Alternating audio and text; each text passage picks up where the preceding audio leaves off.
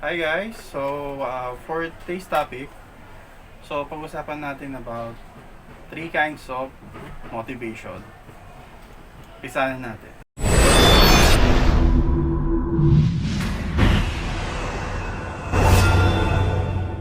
Kung bago ka lang sa channel ko at first time mo dito, make sure to hit the subscribe button at click mo yung notification bell para lagi kang updated sa ating mga videos. So number one kind of motivation is fear-based motivation. So, pag sinabing fear-based, merong tinatawag na fear or takot.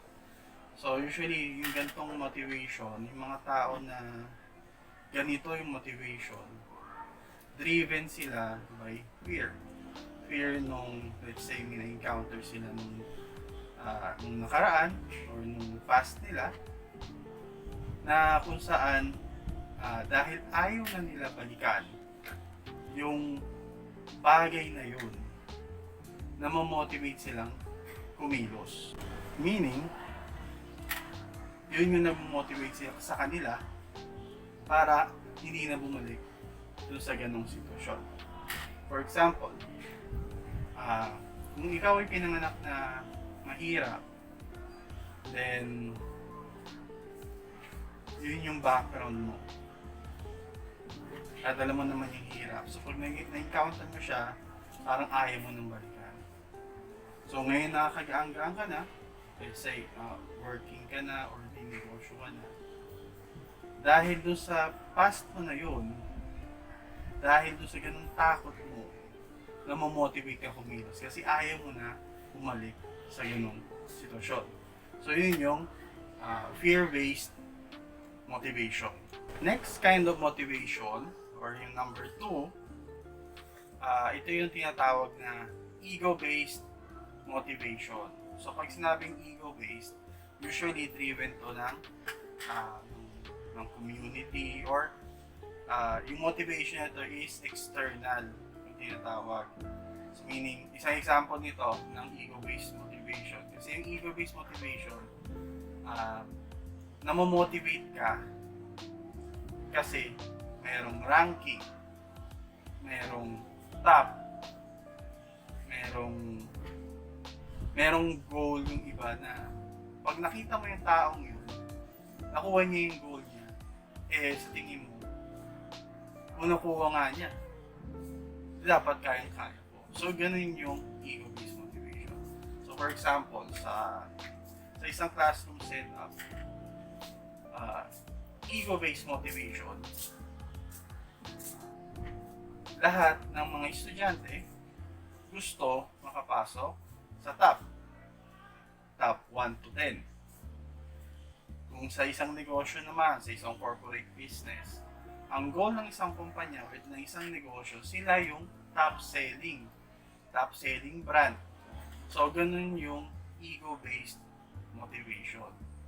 So, ang drawback lang ng ego-based motivation, once na na-hit mo na yung goal mo, for example, na-hit mo na yung top 1, doon nagkakaroon ng naglo-lose yung motivation. So, meaning, nakuha ko na yung goal ko, dahil lumuna. So, yun lang yung nag-trigger. So, meaning, kailangan kang ma-challenge para ma-motivate kang kumilos. Yun yung ego-based motivation. And lastly, ito yung isa sa mga sigurong pinaka magandang klase ng or kind ng motivation. Ito yung tinatawag na self-driven motivation. Ano yan? So meaning, from yourself, motivated ka. Walang external factor na nakaka-apekto sa motivation mo. So usually pag self-driven ka, gagawin mo isang bahay dahil either gusto mo siya, gagawin mo isang bagay kasi happy ka gawin yung bagay na yon. So ito, itong klase ng motivation na to, Ito yung kahit hindi ko kailangan maging top 1 sa ranking. Kasi ito lang yung gusto ko eh. Ito yung goal ko. So ito yung drive ko. Which is maganda. Bakit? Kasi hindi mo kailangan makapag-compete. Wala kang walang nagtitrigger sa'yo, walang nagcha-challenge sa'yo. Kaya si ego-based. Ang ego-based, kailangan ma-challenge yung tao para ma-motivate siyang kumilos.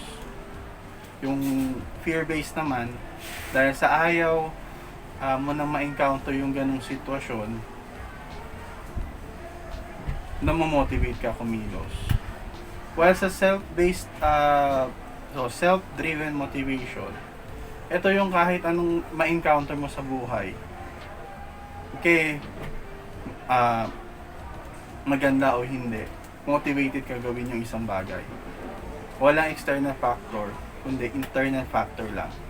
Na ikaw lang mismo, motivated na. Walang ibang gagawa nito, kundi ako motivated.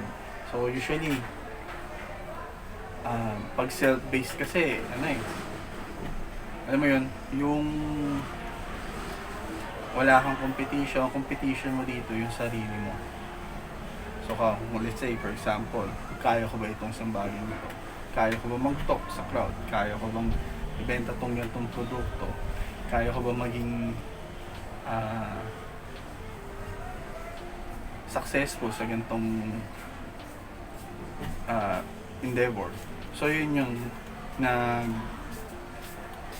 mamotivate sa'yo. Ikaw lang mismo, as long as happy ka, as long as nakukuha mo yung goals mo, whether big or small, motivated ka. Walang ibang nakaka-apekto sa'yo na negatibo. So yun yung kagandahan sa self-driven motivation. So ako, motivation ko, dalawa. Self-driven, tsaka yung fear. So self-driven ako, walang ibang factor na nakaka-apekto sa mga decision ko. Kasi ito yung goal ko. Ako lang yung nakakita ng goal ko. So, yun. No? Yun yung mga kinds of motivation. So, recap lang. So, unang kind ng motivation is fear-based motivation. Ito yung motivation na kung saan natatakot ka balikan yung nakaraan. Kaya na-motivate ka kumilos at gumawa ng action ngayon para hindi ka na bumalik sa ganong sitwasyon or ganong nakaraan. Next is yung ego-based motivation. So yung ego-based motivation, ito naman, kailangan ma-challenge ka sa may external factor kung bakit ka na motivate gawin ng isang bagay. So yun yung fear-based motivation. And lastly, yung self-driven motivation. So yung self-driven motivation, ito yung walang ibang nagtitrigger para kumilos kundi sarili mo. May sarili kang drive para gawin ang isang bagay. Kasi lalo na kung may mga importanteng bagay ka na ayaw mong lalo kung may mga importanteng bagay ka na gusto mo maganda yung future mo, gusto mo maganda yung future ng family mo, ng parents mo. So, walang ibang nag-trigger mo kundi ikaw lang. Ikaw lang yung nagdadrive sa sarili mo upang kumilos. So yun guys, tapos na ako sa topic ko about motivation. Kung sa tingin mo nagustuhan mo tong video, hit mo lang yung like button. Tulungan mo ako na mapagrow tong channel ko by clicking the subscribe at saka yung notification bell. So malaking tulong yun sa akin. Then kung meron kang klase ng motivation dito sa mga topic ko, pwede mo siya i-type. Anong klaseng motivation yung meron ka? Fear-based ba? Ego-based ba? Or self-driven motivation? I-comment mo below. If may questions ka, suggestions, comment, feedback, feel free mag-comment sa baba ng video na ito. So again, I'm Nhoy. See you sa susunod na video. I can hear the sound.